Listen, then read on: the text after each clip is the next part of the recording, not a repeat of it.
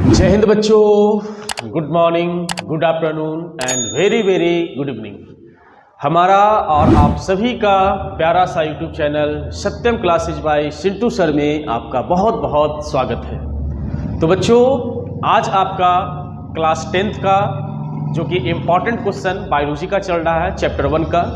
तो पिछले वीडियो में हमने शॉर्ट क्वेश्चन का इम्पॉर्टेंट क्वेश्चन आपको पूरा का पूरा कवर करा दिया था, जिसमें से 5 क्वेश्चन आपको दिया गया था। उसमें से आपको बतलाया गया था कि इसमें से 1 या 2 क्वेश्चन जो होते हैं वो आपके लिए काफ़ी इम्पॉर्टेंस होते हैं। तो वीडियो को मिस मत करें। अगर आपको बिहार बोर्ड 2024 में अगर अच्छे रिजल्ट अगर उठाने हैं तो आप हर एक वीवीआई क्वेश्चन को आप ध्यान से पढ़ते जाएं। तो आज हम लोग पढ़ेंगे लॉन्ग क्वेश्चन जो कि 5 नंबर का होता है। तो आज ये एक क्वेश्चन को पहले डिटेल से समझते हैं और इसमें से इंपॉर्टेंस क्वेश्चन बहुत ही महत्वपूर्ण क्वेश्चन है, जिसमें से आपका है अमीबा का भोजन क्या है और अमीबा में पोषण का वर्णन करें। तो बच्चों, मैं आपको बतला देना चाहता हूं ये कि दीर्घ उत्तरीय प्रश्न जो होते हैं, कुछ कुछ बच्चे टच तो करते हैं, बनाते हैं, सही तरीके से नहीं बना पाते हैं। जो एक सही बडिंग होना चाहिए, सही शब्द का जो उच्चारण होना चाहिए, किस तरह से क्वेश्चन को लिखेंगे ये आपको पूरा का पूरा आना चाहिए। कुछ बच्चे ऐसे होते हैं कि थोड़ा सा टच किए निकल गए, है ना। तो आइए सही तरीके से समझते हैं अमीबा का भोजन क्या है और अमीबा में पोषण का वर्णन करें। तो सबसे पहले बच्चों, मैं आपको ये बता देना चाहता हूं कि इसमें आपका 2 क्वेश्चन बन रहा है। एक अमीबा का भोजन क्या है और दूसरा क्वेश्चन बन रहा है कि अमीबा में पोषण का वर्णन, यानी कि अमीबा में पोषण का वर्णन जो होता है या अमीबा में पोषण जो होता है वो कैसे होता है। तो देखिए, हमने लिखने का तरीका थोड़ा सा चेंज किया है और बार बार मैं आपको बताता हूं कि आपको लिखने का पैटर्न सही होना चाहिए। जैसे देखिए, यहां तक में आपका अमीबा का भोजन क्या है यहां तक हम कंप्लीट करा दिए हैं और फिर हमने यहां से पैराग्राफ को चेंज किया है और यहां पे आपको डाला है कि अमीबा में जो पोषण है उसका पूरा का पूरा वर्णन यहां पे किए हैं। तो देखिए, सबसे पहले क्या बताया है कि अमीबा का भोजन, अमीबा का भोजन में सबसे पहले दिया है शैवाल का छोटा छोटा टुकड़ा, है ना। अब इसे बताओ कि हम लोग भी तो खाना खाते हैं, चावल, दाल, रोटी, सब्जी जो भी होता है वो हम लोग खाते हैं। तो अमीबा का भी तो अपना भोजन होता है और अमीबा एक प्राणी समपोषण जीव होता है। सब ऑब्जेक्टिव क्वेश्चन ने पूछता है। तो सबसे पहले बोला कि अमीबा का शैवाल के छोटे छोटे टुकड़े, बैक्टीरिया के बारे में आप लोग जानते हो, डायटम। ये डायटम क्या होता है? डायटम क्या होता है? तो डायटम की अगर बात करते हैं, जैसे कोई लिविंग मटेरियल है उसका छोटा छोटा टुकड़ों की बात करते हैं, उसको क्या बोलते हैं? डायटम बोलते हैं, है ना। तो यहां पे डायटम। अन्य छोटे छोटे एक कोशिकीय जीव तथा मृत कार्बनिक पदार्थ के छोटे छोटे जो टुकड़े होते हैं वही अमीबा का क्या होता है? भोजन होता है ना। फिर से, अमीबा का भोजन, अमीबा को खाना पीना भाई चाहिए, है ना। तो अमीबा का सबसे पहले भोजन क्या होगा? शैवाल के छोटे छोटे टुकड़े। शैवाल कहां पे रहते हैं? जहां पे नम स्थान होता है ना। नम का मतलब जहां पे थोड़ा सा पानी है, भींगा हुआ मिट्टी है, वहां पे अमीबा रहता है और वहां पे आपको क्या मिल जाएगा? शैवाल ही मिल जाएगा। तो शैवाल का छोटा छोटा टुकड़ा। बैक्टीरिया भी अमीबा का भोजन है, डायटम। इसके बाद एक कोशिकीय जीव जो कि अमीबा से एकदम छोटा होना चाहिए। क्या होना चाहिए? अमीबा से छोटा, क्योंकि अमीबा भी एक कोशिकीय जीव है। और यहां पर क्या लिखा गया कि छोटे छोटे एक कोशिकीय जीव। तो एक कोशिकीय जीव होना चाहिए, तो कैसा? अमीबा से छोटा। अगर ये बताओ, जितना साइज का अमीबा होगा उतना ही साइज का अगर एक कोशिकीय जीव होगा, तब तो भैया प्रॉब्लम क्रिएट करेगा, है ना। जितना बड़ा हमारा शरीर है उतना बड़ा वस्तु को खा सकते हैं? नहीं खा सकते हैं, है ना। तो छोटा वस्तु को खा सकते हैं। तो एक कोशिकीय जीव में क्या होगा? छोटा छोटा। मृत कार्बनिक पदार्थ, जैसे मान लो कि कोई सजीव जानवर है, जानवर तो भाई सजीव ही रहता है, कोई सजीव की बात करते हैं, वो मर गया तो उसका घुला उला हुआ जो पदार्थ होता है ना, वो अमीबा का भोजन होता है। तो यहां से आपका पूरा होता है कि अमीबा का भोजन क्या है। अब है यहां पे कि अमीबा में पोषण का वर्णन करें।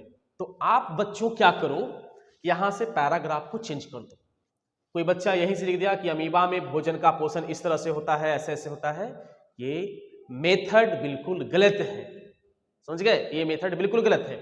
आपको अगर अच्छे मार्क्स अगर आपको उठाने हैं तो कॉपी चेक करने वाले को लगना चाहिए कि यहां से क्या है, अमीबा का पोषण के बारे में क्या है बतलाया जा रहा है। तो इस बात को ध्यान रखिएगा बिल्कुल।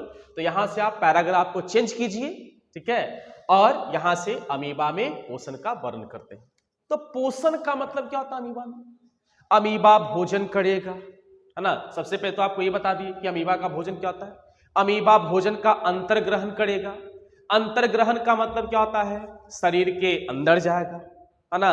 कैसे ले जाएगा उसके बारे में आपको समझना है। फिर उस भोजन का क्या होगा, पाचन होगा। पाचन होकर पूरे शरीर में वितरित होगा। जो अपचा पदार्थ होगा वो अमीबा के शरीर से बाहर निकल जाएगा। अमीबा का पोषण खत्म। आसान सा लैंग्वेज है ना, आसान भाषा में आप इसका उत्तर क्या कर सकते हैं, दे सकते हैं। अब ये लग रहा होगा कि आपको बहुत सारे बड़ा लाइन लिखा हुआ है, बहुत बड़ा वर्ड इसमें यूज किया हुआ है, दिखने में याद नहीं होगा। याद नहीं करने हैं, आपको समझने हैं, और समझकर आपको क्या करना है, अपने भाषा में लिख सकते हैं। ये जरूरी नहीं कि आप यही भाषा में लिखो, आप अपने भाषा में लिख सकते हो, है ना, कि अच्छा अमीबा का भोजन ये होता है, फिर पैराग्राफ को चेंज करो और फिर बताओ वहां पे आप, है ना, कि अमीबा भोजन का क्या करता है, अंतर्ग्रहण करता है ना।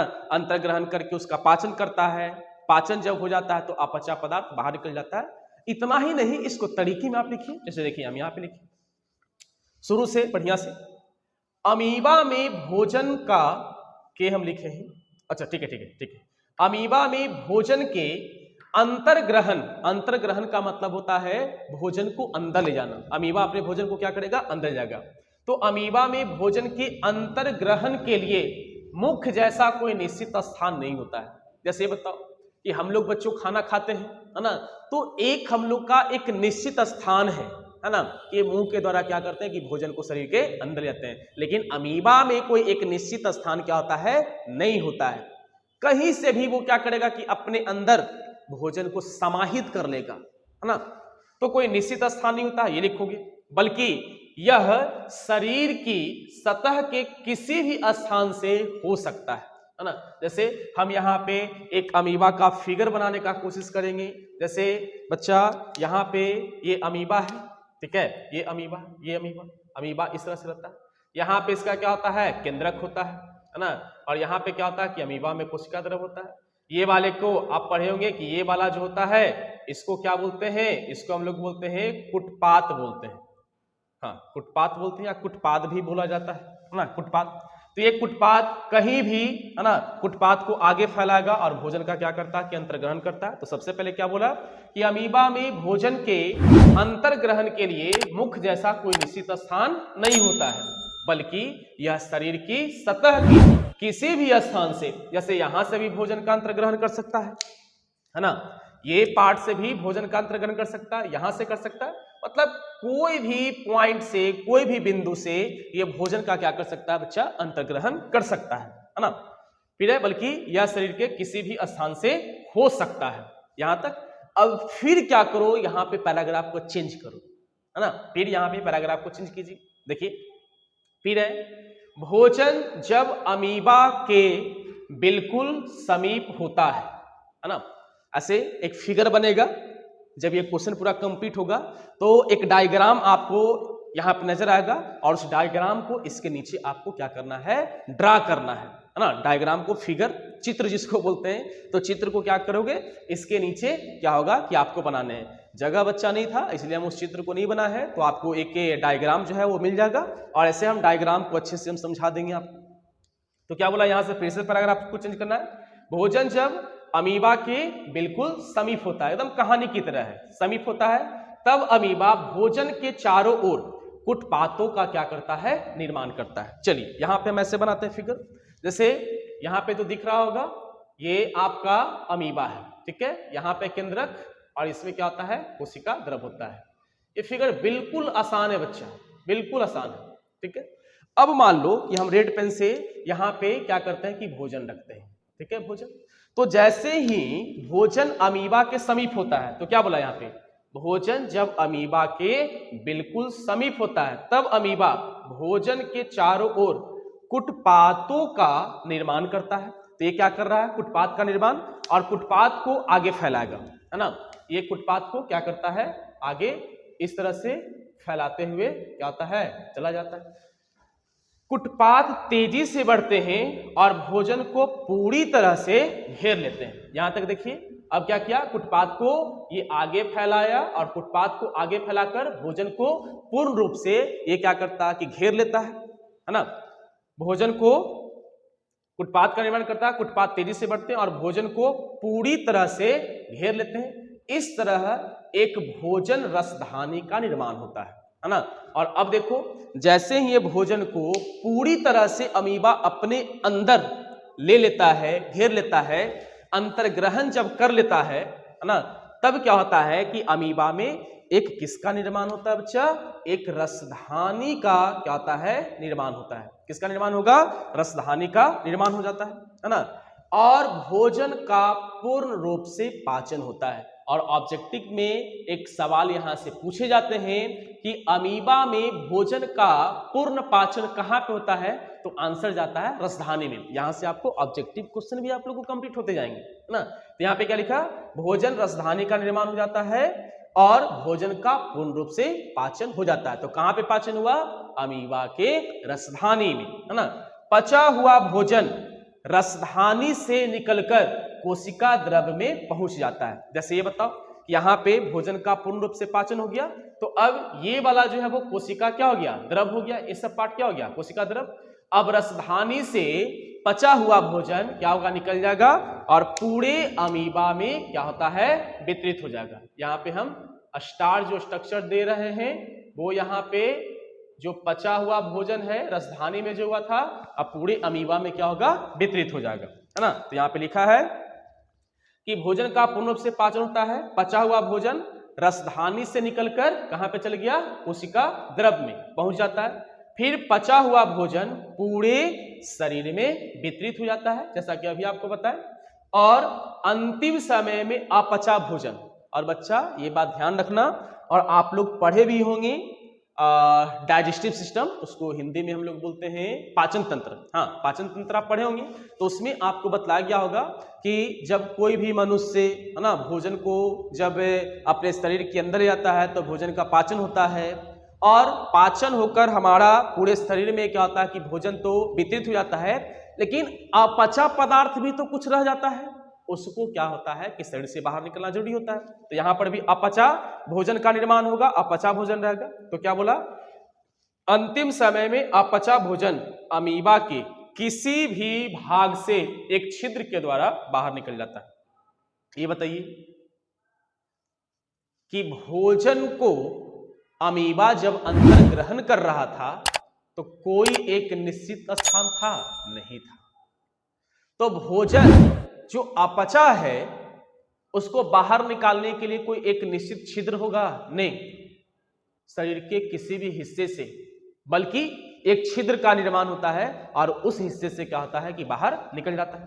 तो क्या होता है, अंतिम समय में अपचा भोजन अमीबा के किसी भी भाग से एक छिद्र के द्वारा क्या होता है कि बाहर निकल जाता है। इस प्रकार अमीबा में पोषण पूर्ण हो जाता है।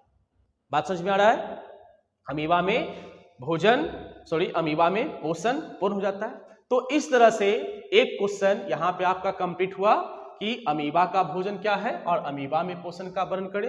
बच्चों जस्ट लाइक आप इसको एक स्टोरी की तरह ध्यान रखें। इमेजिन करो ये एक अमीबा है, अमीबा क्या करेगा, सबसे पहले भोजन क्या होता है अमीबा का, तो आप बताओ कि अमीबा का भोजन की अगर बात करते हैं तो अमीबा का भोजन जो होता है बैक्टीरिया होता है, डायटम होता है, शैवाल के छोटे छोटे टुकड़े होते हैं, है ना, कुछ कार्बनिक पदार्थ होते हैं, ये जो होते हैं वो अमीबा का भोजन। कितने आसान लैंग्वेज में आप लिख सकते हैं, है ना, बट थोड़ा पढ़ोगे तब तो, समय दो, आप जहां पे बैठे हुए हो वहां पे मन लगाइए पढ़ने के लिए, तब आपका दीर्घ जो है अच्छे से बनेंगे। तो ये तो हो गया। फिर है कि अमीबा में पोषण का वर्णन करना है, तो पूरा का पूरा कहानी लिख दो कि भोजन का अंतर्ग्रहण से लेकर निष्कासन तक। कैसे लिखिएगा? सबसे पहले लिखो कि अमीबा में भोजन का अंतर्ग्रहण करने के लिए कोई एक निश्चित मुख जैसा, है ना, लिखा होगा कि निश्चित क्या होता है कि मुख जैसा कोई स्थान नहीं होता है, बल्कि अमीबा अपने शरीर के किसी भी सतह से भोजन का अंतर्ग्रहण करता है ना। और जब क्या होता है कि भोजन अमीबा के बिल्कुल समीप होता है, अमीबा किसका निर्माण करेगा बच्चा? वो कुटपाद का निर्माण करता है ना। कुटपाद का निर्माण करके भोजन को अंतर्ग्रहण कर लेता है, यानी कि अपने अंदर ले लिया। फिर बीच में क्या होगा? रसधानी होगा। रसधानी में भोजन का क्या होगा कि पाचन होगा। और जब भोजन पूर्ण रूप से क्या होता है कि पच जाता है रसधानी में, है ना, तब क्या होता है कि कोशिका द्रव में बाहर निकल जाता है। अमीबा में पूर्ण रूप से क्या होता है, पूरी तरीके से वितरित होता है पचा हुआ भोजन। और जो अपचा भोजन होता है वो अमीबा के किसी भी भाग से एक छिद्र के द्वारा वो क्या होता है, बाहर निकल जाता है। इतनी सी तो बात है, एक कहानी है। इसको 2-3 बार आप रिवीजन करिएगा, हमेशा ये जुड़ा रहेगा आपका क्वेश्चन। तो बात समझ में आया? हाँ, देखो एक डायग्राम भी आपका बन रहा होगा, है ना, इस साइड में डायग्राम। ये डायग्राम आपको बनाना ही बनाना है, ये डायग्राम आपको बनाना ही बनाना है। इसके नीचे बच्चा अगर वो डायग्राम अगर बना दोगे आपको और अच्छे मार्क्स मिलेंगे। डायग्राम में क्या करना है, जैसे देखिए ऐसे तो यहाँ बन रहा है डायग्राम, ठीक है। यहाँ पे अगर देखोगे तो एक में क्या कर रहा है कि भोजन अमीबा के बिल्कुल समीप होगा, है ना, अमीबा के बिल्कुल समीप होगा। उसके बाद वो अंतर्ग्रहण किया, फिर पाचन किया, है ना, पाचन करने के बाद वो पूरे शरीर में बांटा और उसके बाद फिर अपचा भोजन जो है बाहर निकल गया। तो उम्मीद है कि आपको पूर्ण रूप से ये क्वेश्चन जो है वो आपको समझ में आया होगा।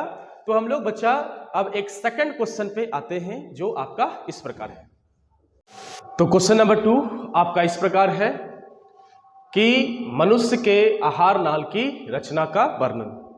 ये भी आपका क्लास 10th के बायोलॉजी में बहुत ही वीवीआई क्वेश्चन इसको माना जाता है कि मनुष्य के आहार नाल का जो रचना है उसका वर्णन करना है। तो सबसे पहले बच्चा देखोगे कि मनुष्य का जो आहार नाल जो होता है वो किसको बोलते हैं। तो देखिए यहां पे आपको ये तो दिख रहा होगा ये एरिया, और ऐसे फिगर यहां पे हम बनवा देते हैं। फिगर यहां पे बन रहा होगा मनुष्य के आहार नाल का। तो मनुष्य के आहार नाल में अगर देखोगे, ठीक है, तो एक पाइप गुजरा हुआ होगा, आहार नाल एक पाइप गुजरा हुआ होगा, और उसके अगल बगल में मतलब हर एक जगह से ऑर्गेन निकला हुआ होगा, जैसे मुख गुहा हो गया, ग्रसनी हो गया, ग्रास नली हो गया, अमाशय हो गया, छोटी आंत हो गया, बड़ी आंत हो गया, सब एक नली से जुड़ा हुआ होता है। तो उसको हम लोग क्या बोलते हैं, आहार नाल। सबसे पहले क्या समझोगे, आहार नाल क्या है? आहार नाल का मतलब ये हो गया कि एक लंबा पाइप होगा, है ना, एक लंबा पाइप होगा और उसी से सारे ऑर्गेन जो पचाने वाले होते हैं भोजन का वो उससे क्या होता है कि ज्वाइंट होता है। तो देखिए यहां पे हमने लिखा है उत्तर में कि मनुष्य के आहार नाल की रचना इस प्रकार है। और देखो आपको बाबू इस तरह से आपको क्या है लिखने पड़ेंगे। देखो हमने तरीका एकदम अलग से एकदम अपनाया है, और आप इस तरीके से अगर लिखते हैं तो आपके लिए काफी बेटर होगी, है ना। जैसे देखो हमने पहला मुख गुहा लिया है, ग्रसनी, ग्रास नली, अमाशय, छोटी आंत, बड़ी आंत, आपका 1 2 3 4 5 6 पॉइंट है, यहाँ पे 6 पॉइंट है, लेकिन यहाँ पे है 5 ही पॉइंट, 4, इसको 5 मानोगे और इसको 6 मानोगे, 6 पॉइंट है। तो अब देखिए यहाँ पे लिखने का तरीका हम क्या चीज किए, मुख गुहा इसको आप अंडरलाइन करो, ग्रसनी आप लिख रहे हो अंडरलाइन करो, ग्रास नली आप लिख रहे हैं अंडरलाइन कीजिए, अमाशय आप लिख रहे हैं अंडरलाइन कीजिए। तो इससे जो आंसर आप दे रहे हैं क्वेश्चन का, उसका लेवल, उसका पर्सनैलिटी क्या होता है, बढ़ जाता है, आपको मार्क्स अच्छे मिलेंगे। तो आपको बार बार बोलते हैं लिखने का तरीका हैवी होना चाहिए, लिखने का तरीका वेटर होना चाहिए। तो सबसे पहले हम लोग आते हैं मुख गुहा पे। ऐसे तो और भी बहुत सारे अंग होते हैं जो आहार नाल से जुड़े होते हैं, लेकिन 6 आपके लिए काफी है, 6 आपके लिए काफी है। तो सबसे पहले मुख्य गुहा पे आते हैं। मुख्य गुहा आहार नाल का पहला भाग होता है। क्लियर है? यह ऊपरी तथा निचले जबड़े से घिरी होती है। तो मुख्य गुहा बच्चा ये है, ये क्या है? मुख्य गुहा। तो ये बोला ये आहार नाल का सबसे क्या है? पहला भाग है। फिर है निचले जबड़े से घिरी होती है, यानी कि इसमें दो जबड़ा होता है, ऊपरी तथा निचला। तो ऊपरा जबड़ा क्या होगा? ये ऊपर वाला पार्ट जो होगा ऊपरी जबड़ा, और ये नीचे वाला पार्ट जो होगा उसको बोलेंगे निचली जबड़ा, है ना। अगर मुंह को फाड़ते ठीक है, तो अगर मुंह को ओपन करते हो तो एक नीचे वाला जबड़ा, एक ऊपर वाला जबड़ा, है ना। तो यही बात बताया गया कि यह ऊपरी भाग तथा यह ऊपरी तथा निचले जबड़े से घिरी होती है। मनुष्य के मुख गुहा में जीभ तथा दांत होते हैं। तो बच्चा ये बताओ कि हम लोग अपने मुंह को जब ओपन करते हैं, खोलते हैं, तो इसमें आपको जीभ नजर आता होगा, दांत नजर आता होगा, है ना। तो यही बात लिखा है कि मनुष्य के मुख गुहा में जीभ तथा दांत होते हैं जो भोजन को पचाने में सहायता करता है। तो अब बात ये आ जाती है ना, बात ये आ जाती है कि सर जीभ जो होता है, दांत जो होता है मनुष्य का, ये भोजन को पचाने में सहायता कैसे करता है? करता है सर, कैसे करता है? भोजन का पाचन का मतलब क्या होता है? भोजन का पाचन का मतलब ये होता है कि आप जो थाली से जो निवाला उठा रहे हैं और अपने मुंह में ले जा रहे हैं, शरीर के अंदर ले जा रहे हैं, तो एकदम छोटे छोटे पार्टिकल में, छोटे छोटे कणों में उसको विभक्त करना है। और आप क्लास 9 में पढ़ेंगे परमाणु, परमाणु के रूप में भोजन को क्या करने हैं? बदलने हैं। तो सबसे पहले बताओ कि दांत क्या कर रहा है? उसको छोटे छोटे टुकड़ों में उसको काट रहा है, दांत चीर रहा है, फाड़ रहा है। ये जीभ क्या करता है? जीभ से निकलता है लार निकलता है, जो कि भोजन को सानता है, भोजन को वो मुलायम बनाता है और अंदर निगलने में वो हेल्प करता है। तो आप बोल सकते हैं कि भोजन को पचाने में क्या करता है? सहायता करता है। तो मुख्य गुहा बच्चा आपका कंप्लीट हुआ कि मुख्य गुहा जो होता है आहार नल का, ये क्या होता है? पहला भाग होता है। यह ऊपरी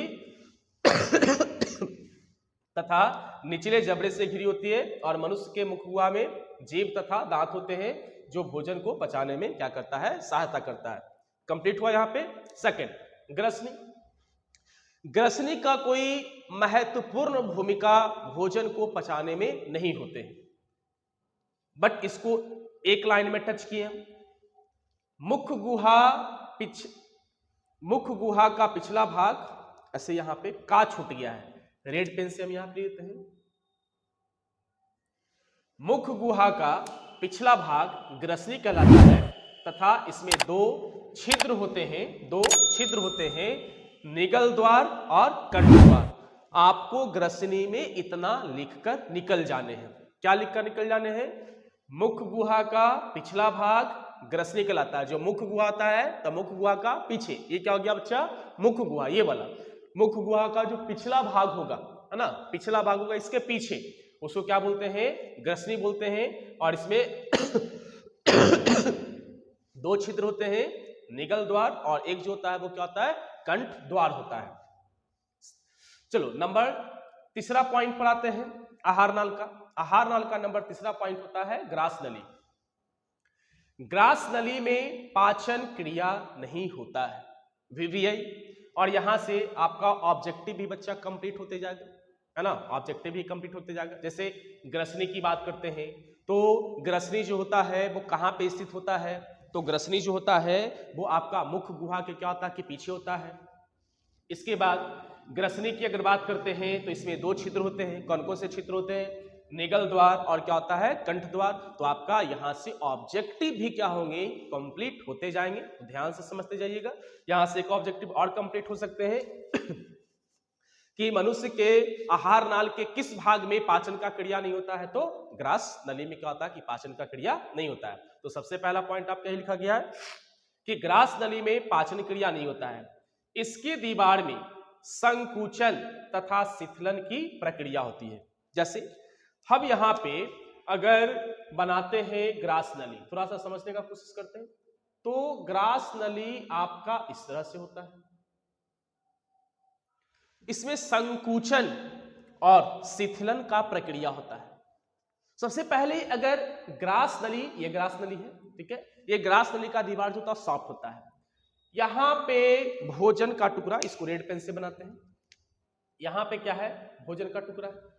अगर ये आ रहा है तो देखो यहां पे आपका रास्ता जो है वो कम है, यहां पे गैप कम है, तो जैसे ही आएगा तो यहां पे क्या होगा, फैल जाएगा, कहीं सिकुड़ जाएगा, फैल जाएगा, सिकुड़ जाएगा। तो कहने का मतलब ये है कि ग्रास नली की बात करते हैं तो ग्रास नली की दीवार में संकुचन तथा शिथिलन की प्रक्रिया होती है। तो यहां से ग्रास नली कंप्लीट होता है क्या, ग्रास नली में पाचन की क्रिया नहीं होता है ना, इसके दीवार में संकुचन तथा शिथिलन की प्रक्रिया होता है। शिथिलन का मतलब और संकुचन का मतलब फैलने और सिकुड़ने योग्य होता है। फिर है जिससे भोजन आमाशय में पहुंचता है। अब ग्रास नली से बच्चा भोजन सीधे जो है वो कहां पे जाएगा, आपका आमाशय में जाएगा, है ना। तो बात करते हैं यहां पे आमाशय का, है ना। ये 3 पॉइंट कंप्लीट हुआ, मुख्य गुहा, ग्रसनी, ग्रास नली, और अब आते हैं नंबर चौथा पॉइंट, आमाशय। आमाशय का 3 भाग होता है, कार्डियक, पाइलोरिक और फुंडिक। ये आपको जरूर लिखने पड़ेंगे कि अगर आमाशय की बच्चा अगर बात करते हैं, आमाशय का कितना भाग होता है, 3 भाग, कार्डियक, पाइलोरिक और क्या होंगे, फुंडिक होंगे, है ना। फिर है कि मनुष्य के आमाशय में प्रतिदिन 3 लीटर जठर रस का स्राव होता है। कोई कोई बच्चा याद करता है कि मनुष्य के आहार नाल में प्रतिदिन 3 लीटर हाइड्रोक्लोरिक अम्ल स्राव होता है, जो कि ये सही नहीं है। हाइड्रोक्लोरिक अम्ल और उसके अलावा और भी कई ऐसे एंजाइम्स होते हैं जो रिलीज होता है आमाशय में, तो सब जब मिलता है तो उसको बोलते हैं जठर रस। लेकिन कुछ कुछ बच्चे जो होते हैं, है ना, वो याद करते हैं कि 3 लीटर क्या होते हैं, HCl डेली रिलीज होता है, ऐसे उसको हम लोग जठर रस बोलते हैं, है ना। तो 3 लीटर यहां पे देखिए बताया गया है, 3 लीटर जठर रस का स्राव होता है। ये ऑब्जेक्टिव भी आप कंप्लीट कर सकते हैं यहां से कि मनुष्य के आमाशय में प्रतिदिन कितने लीटर जठर रस का स्राव होता है, तो 3 लीटर। फिर है जो, है ना, जो लगभग, थोड़ा गलत यहां बच्चा लिखा गया है, लिखने में थोड़ा मिस्टेक है, भोजन को यहां पे होगा, जो भोजन को यहां पे होगा, भोजन को यहां पे आपको लिखते हैं, जो भोजन को लगभग 70% पचाता है। ऐसे ये चीज बच्चा आपको किताब में 10th के देखने के लिए नहीं मिलेंगे, लेकिन ऐसे आप एक एक्स्ट्रा लाइन जोड़ो, काफी अच्छा है, हायर क्लास का ये लाइन है। तो हमारा जो आमाशय जो होता है, उस आमाशय में भोजन का 70% पाचन पूर्ण होता है, कहां पे, आमाशय में।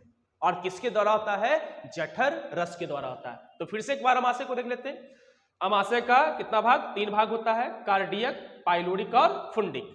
मनुष्य के आमाशय में प्रतिदिन 3 लीटर जठर रस का स्राव होता है, जो भोजन को लगभग 70% क्या करता है, पचाता है।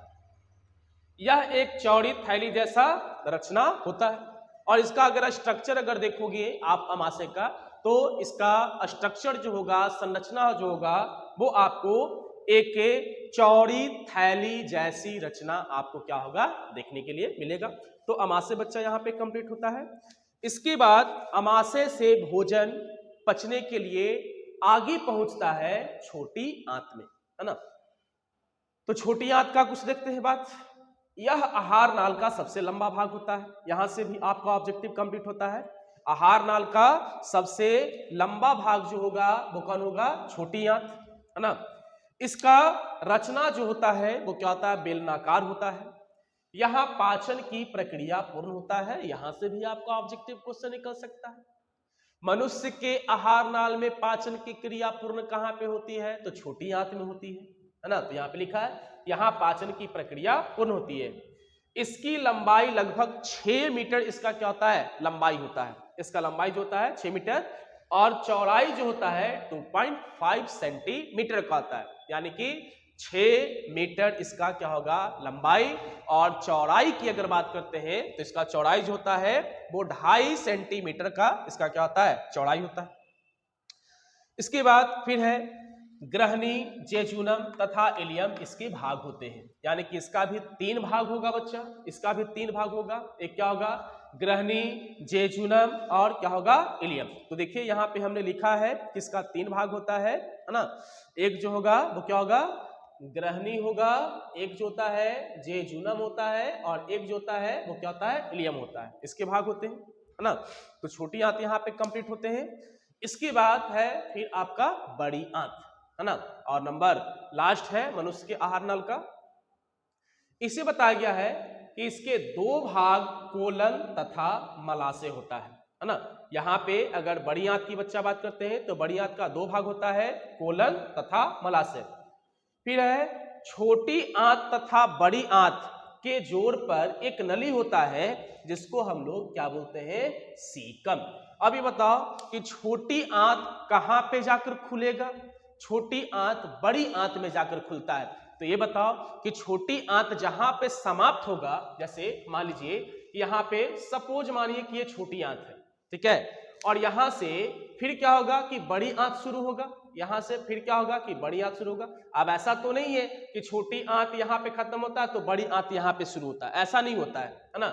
छोटी आंत जहां पे खत्म होगा वहीं से बड़ी आंत, जैसे मान लो कि मुख गुहा जहां पे खत्म हुआ वहां से ग्रसनी शुरू होता है, ग्रसनी जहां पे खत्म हुआ ग्रास नली, ग्रास नली खत्म हुआ अमाशय, अमाशय जहां पे खत्म हुआ छोटी आंत, छोटी आंत जहां पे खत्म होगा वहां से शुरू होगा बड़ी आंत। तो बच्चा यहाँ पे बताया गया है कि छोटी आंत और बड़ी आंत का जहां पे जोड़ होता है ना, जोड़ होता है, वहां पर एक नली होता है जिसको क्या बोलते हैं सीकम बोलते हैं। क्या बोलेंगे सीकम। फिर है आपका आगे कि मनुष्य में जो अपचा भोजन होता है उसका अवशोषण बड़ी आंत में ही होता है। तो ये देखिए ऐसे तो आपको बता दिए कि भोजन का पूर्ण रूप से जो पाचन जो होता है वो बच्चा कहाँ पे होता है तो छोटी आंत में। तो ये बताइए कि हमारे बॉडी में शरीर में भोजन का पाचन पूरा हो गया तो कुछ अपचा पदार्थ भी तो हमारे शरीर में रहता होगा ना। ऐसा तो नहीं है कि भोजन का पूरा पाचन हो जाता है। जैसे आपको एक एग्जाम्पल बताते हैं, आप देखे होंगे गन्ना का जूस निकाला जाता है ना।